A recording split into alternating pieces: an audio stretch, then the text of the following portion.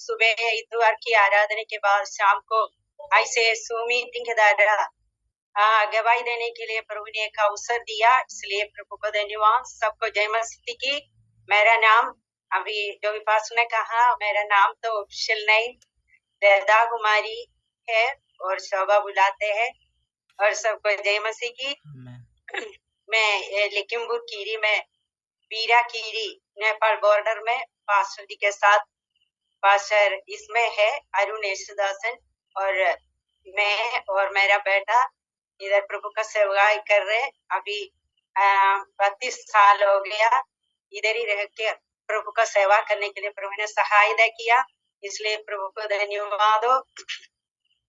मैं एक कोंगणी ब्राह्मण परिवार से यीशु मसीह को जानने के लिए प्रभु ने सहायता किया। मैं केरला में आलपी डिस्ट्रिक्ट में कार्तिपल्ली एक जगह है, उधर ही मेरा जन्म हुआ। और मेरा मम्मी पापा और मेरा 2 भाई लोग, एक बहन है, हम 4 बच्चा है।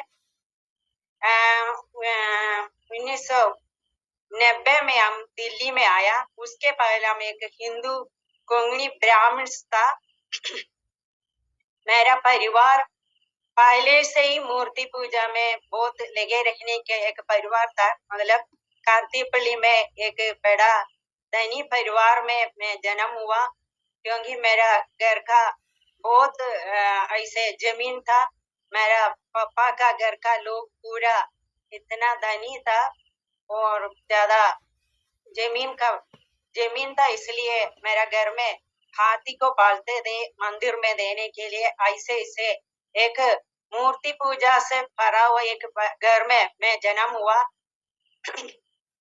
मैं और मेरा 2 भाई लोग, मेरा बहन, हम लोग उधर रहने समय, और उसके पहले हम लोग का जन्म होने से पहले मेरा पिताजी और सब लोग खत्म हो गया, क्योंकि बहुत बड़ा धन था मेरा घर में। लेकिन मेरा मेरा दादा को इतना बड़ा बीमारी आया, थोड़ी का बीमारी था, उसी समय तो इलाज नहीं था, बहुत दूर जाना था। तो जो कुछ मेरा घर में वो धन संपत्ति था वो सब बेच कर उसके लिए इलाज किया। उससे बढ़कर हमने कहा मेरा घर में एक मूर्ति पूजा करने वाला एक पूरा ऐसे था, और ऐसे तुलसी का पूजा करते थे और हर एक मंदिर में जाकर पूजा करने वाला एक परिवार में मैं जन्म हुआ। लेकिन हम जन्म होने से पहले मेरा पापा का घर में सब लोग इतना मूर्ति पूजा करते थे, जो सब बेचकर और मूर्ति पूजा में लगे रहते थे। और कितना मूर्ति पूजा किया। प्रभु का वचन में लिखा है, जो पराई देवता के पीछे भागते हैं उनका दुख बढ़ जाएगा। और वचन संहिता 16 का 4 में ये वचन लिखा है। और बाद में वचन पढ़ने समय मुझे मालूम हो गया, उसी समय नहीं मालूम था, लेकिन ऐसे एक परिवार में था। और कितना हम लोग मूर्ति पूजा करते थे, इतना हमारा घर में दुख बढ़ गया। मेरा दादा को इतना बड़ा बीमारी आया, जो कुछ धन सम्पत्ति सब बेच लिया, फिर भी वो उसमें से बेच नहीं पाया, वो खत्म हो गया। उसके बाद मेरा दादी खत्म हो गया। उसके बाद तो मेरा पापा और मम्मी, हम 4 बच्चे थे। छोटा सा जमीन बच गया, बाकी सब बेचकर मूर्ति पूजा में और दवाई में सब चले गया। और घर भी बनाने के लिए जो कुछ रखा था सब बेच कर डालना पड़ा। लेकिन आखिरी में कुछ भी नहीं था। उसी समय हम लोग का पढ़ाई के समय था। वो पढ़ाई आगे बढ़ाने के लिए मेरा घर में मेरा मम्मी पापड़ का बिजनेस शुरू हो गया, पापड़ बना के बेचना था। लेकिन मेरा मम्मी के जीवन में ऐसे एक अवस्था था, शैतान का कारण वो बहुत, क्योंकि घर चलाने के लिए जो कुछ नहीं, घर में कुछ भी नहीं, खाने के लिए भी नहीं, ऐसे अवस्था में मेरा मम्मी बड़ा शैतान की चक्कर में पड़ गया। उसी समय हम लोग को मालूम नहीं था, हम लोग बच्चे थे, हमको पढ़ना वो ही था हमारा चिंता। फिर पापड़ का बिजनेस था, वो पापड़ लेकर सभी जगह पर देना है और शाम को और जो कुछ मिलता था वो ही था खाना। हमारा घर इतना नीचे हो गया क्योंकि प्रभु का वचन 115 वचन संहिता में लिखा है, उन पर सब भरोसा रखने वाला भी वैसे ही हो जाए, क्योंकि उसका आगे हम देख सकता है उन लोगों की मूर्त सोना चांदी,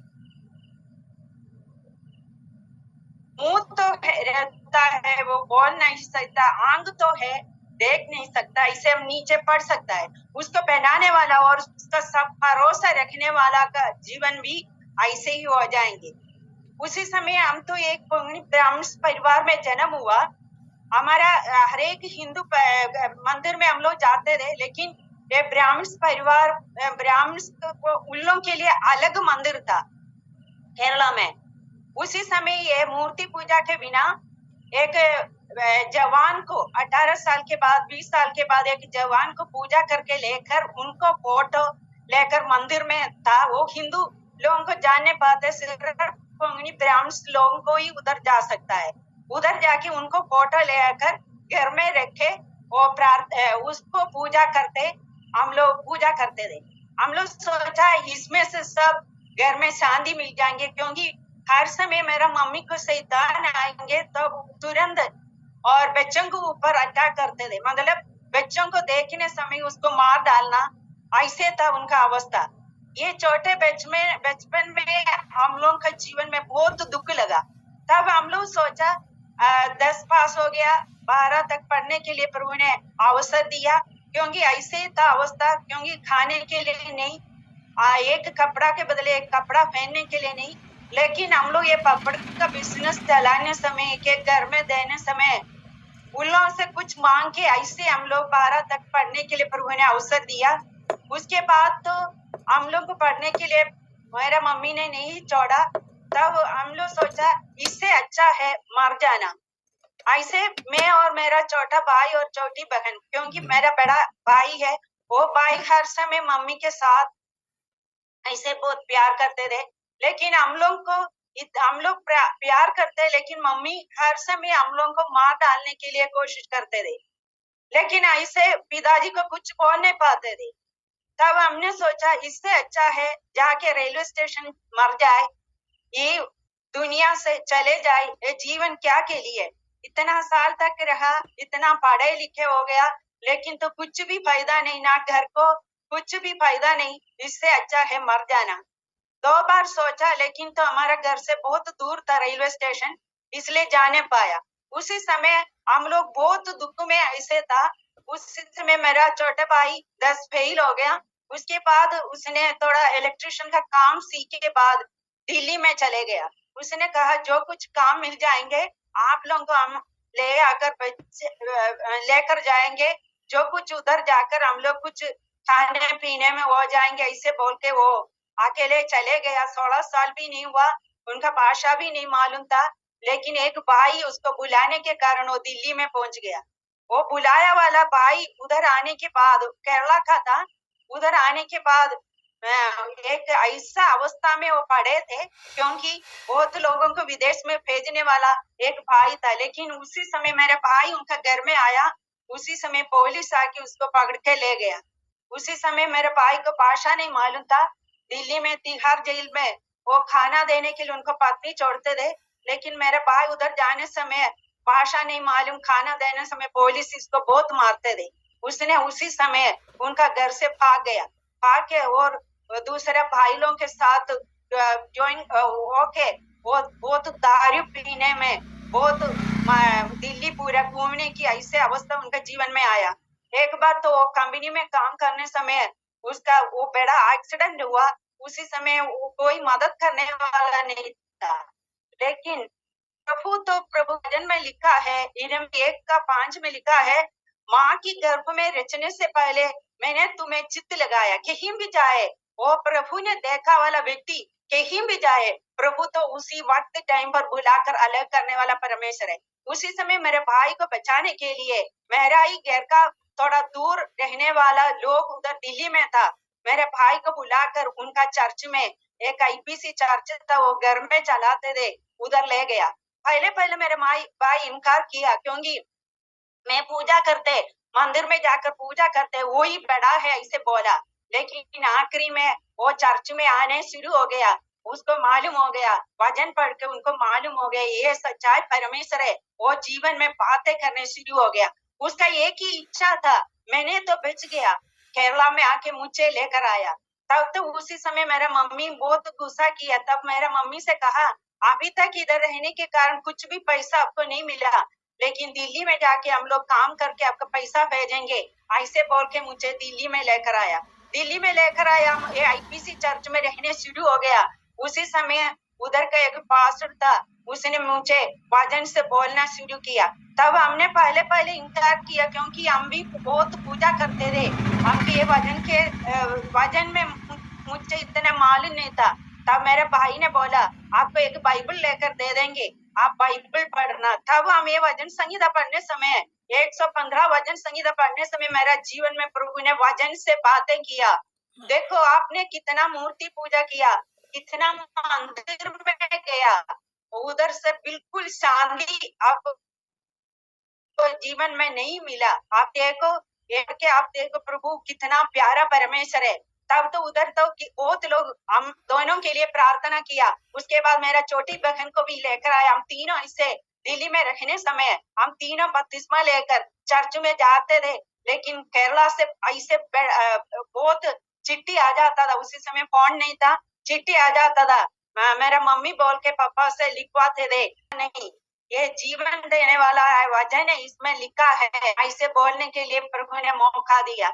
उसके बाद मेरा भाई केरला में बाइबल कॉलेज पढ़ने के लिए गया। बहुत दुख था, क्योंकि दो बहन लोगों को ऐसे छोड़कर ये दिल्ली में कैसे छोड़कर जाएंगे। तब तो चर्च वाला बोला, आप जो प्रभु ने आपको बुलाया बाइबल कॉलेज पढ़ने के लिए, आप जाना, आपको बहन लोगों को प्रभु देखेंगे, ऐसे बोला। तुरंत मेरे भाई जाके 1 साल पढ़ने के बीच में वो बहुत प्रार्थना किया, प्रभु जी मेरे एक बहन को भी शादी होके मुझे ये बाइबल कॉलेज पूरा होने से पहले मुझे देखना है, ऐसे प्रार्थना किया। ऐसे हम लोग सोचा हाथ में बिल्कुल पैसा नहीं है, घर से कोई संबंध कोई बात नहीं करते, और जो कुछ मिलता है वो किराए और खाने के लिए भी नहीं है। आखिरी समय वो कंपनी से जो मिलता था वो आखिरी में हमको बिल्कुल खाने के लिए भी नहीं था। ऐसे सोचकर हम लोग भी प्रार्थना किया। एक दिन मेरा भाई ट्रेन चढ़ के जल्दी से दिल्ली में आया, सिर्फ मैं मुझे लेकर गया, बोला आपका शादी के लिए मैंने बात करके रखा है, ऐसे बोला। तब मेरी बहन बैठ के रोने शुरू हो गया। उसके बाद मेरा बहन भी अकेले आई ऐसे केरला में, और एक आईपीसी चर्च में मेरा शादी होने के लिए, इसमें है पास्टर अरुण यशुदासन, और पास्टर जी के साथ शादी होने के लिए प्रभु ने मुझे सहाय किया 94 में। उसके बाद प्रभु ने मुझे दिल्ली में मैं वचन पढ़ रहे थे, एक बार मुझे ऐसे प्रभु ने दर्शन दिया, क्योंकि मेरे भाई हर समय प्रार्थना करते थे, रात को भी उठ के। तब बोला कभी भी हो 5 मिनट उठ के रात को प्रार्थना करना, लेकिन दिन में कंपनी के काम करने के कारण मुझे उठ नहीं पा रहे थे। एक दिन तो एक दर्शन प्रभु ने मेरा जीवन में दिया, एक बड़ा सा गड्ढा, उसमें से एक ऐसे एक लकड़ी से चारों तरफ बांधा है, उधर से हमें लकड़ी उठा के बहुत लोगों को, आधा कपड़ा पहनने वाला लोगों को उड़ा के ऐसे ऊपर उड़ा के रखते हैं, फिर भी उसमें लोग आते हैं, ऐसे उड़ा के रखते हैं। दिन सुबह हो गया, मैंने सुबह 5 बजे को हम लोग बैठ के प्रार्थना करने समय मेरे भाई से हमने एक ये शेयर किया। तब मेरे भाई ने बोला प्रार्थना करना, प्रभु आपके लिए ऐसे एक अवस्था देने चाहता है, और बहुत लोगों को बचाने के लिए आपके हाथ के द्वारा प्रभु चाहते हैं, ऐसे बोला। ऐसे ही अवस्था मेरा जीवन में हो गया। शादी हो गए, ये उत्तर भारत में लखीमपुर खीरी में, बीरा खीरी में आया।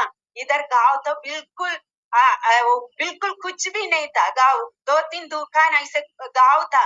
गांव जाने समय वो प्रभु ने कैसे दर्शन दिया, ऐसे लोगों को देख के मेरा आंख से आंसू आया। प्रभु जी मैं इन लोगों के बीच में भेजने के लिए पहले से प्रभु ने मुझे जीवन में बातें किया। ऐसे हम प्रार्थना किया, प्रभु का दास के साथ प्रभु का सेवा शुरू करने के लिए प्रभु ने सहाय दी। उसी समय मुझे अच्छा भाषा नहीं मालूम था, लेकिन जाने समय प्रार्थना करते थे। लोग हम लोगों को देख के बहुत मजाक उड़ाते थे। अरे बोला एक काला एक व्यक्ति इधर आया, यीशु मसीह बोल के आया, एक गोरा लड़की को कहाँ से बुला के लेकर आया, इसे बहुत मजा करते थे। लेकिन तो हम लोग बैठ के प्रार्थना किया, उनके बीच में प्रभु ने अजंबा काम किया। उसके बाद प्रभु ने 2 बच्चों को प्रभु ने दिया, एक बेटी और बेटा। बेटी की शादी हो गया और बेटा अभी हमारा साथ पढ़ रहे हैं और हम लोगों के लिए प्रार्थना है। उसी दिन से अभी तक प्रभु गांव-गांव में जाने के लिए प्रभु सहायता करते हैं। बहुत जीवन में दुख आया, वो बीमारी आया, प्रभु उसमें से सब बचाकर प्रभु का सन्निधि में होने के लिए अभी तक प्रभु ने सहायता किया। प्रभु का एक वचन पढ़ के हम बैठना चाहता हूँ। यूहन्ना सुसमाचार 16 अध्याय उसका 33 वचन में लिखा है, 33, मैंने ये बातें तुमसे इसलिए कही है कि तुम्हें मुझसे शांति मिले। संसार में तुम्हें क्लेश होता है, परंतु ढांढस बांधो, मैंने संसार को जीत लिया है। क्योंकि ये वचन पढ़ने समय प्रभु मेरा जीवन में बहुत बातें किया। संसार में क्लेश तो होता है, लेकिन ढांढस बांधना है, क्योंकि ये संसार को जीतने वाला एक परमेश्वर हमारा जीवन में है तो, और प्रभु हर समय चलाने वाला है। बहुत दुख परेशानी हमारा जीवन में आया, बहुत बीमारी आया, बहुत लोगों ने हम लोगों को इनकार किया, लेकिन उसमें से सब बचकर अभी तक प्रभु ने चलाया। बीच में हमारा चर्च में अटैक हो गया और उसी समय भी प्रभु ने शक्ति सामर्थ दिया प्रार्थना करने के लिए, और कितने लोग और कितना पुलिस सब लोग आया उसी समय भी प्रार्थना करके उनके सामने बात करने के लिए प्रभु ने सहायता किया। अभी तक प्रभु ने हम लोगों का जीवन में प्रभु ने बातें किया, इसलिए प्रभु को धन्यवाद देता हूँ। ये समय इतना दिया और ये मारानादा मिनिस्ट्री के लिए प्रभु को धन्यवाद, समय दिया जो पास को और कितने भाई बहन लोग हैं उन सभी को यीशु मसीह के नाम से जय मसीह।